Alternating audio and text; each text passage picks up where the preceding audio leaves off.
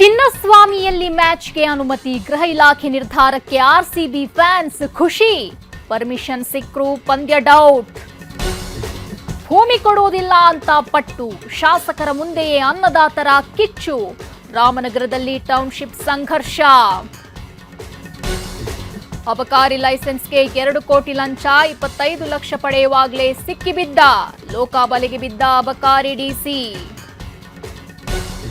ಬಳ್ಳಾರಿ ಗಲಭೆ ಬಗ್ಗೆ ಸಿಎಂ ಗರಂ, ಡ್ರಗ್ಸ್ ಹಾವಳಿ ಬಗ್ಗೆಯೂ ಕೆಂಡ. ಸಭೆಯಲ್ಲೇ ಖಾಕಿ ನೀರಿಳಿಸಿದ ಸಿದ್ದು. ಹೂರಾಶಿಯಲ್ಲೇ ತೇಜಸ್ವಿ ವಿಸ್ಮಯ, ಲಾಲ್ಬಾಗ್ಗೆ ಹರಿದು ಬಂದ ಜನಸ್ತೋಮ. ಪೂಚಂತೆ ಲೋಕ ಕಂಡು ಬೆರಗು.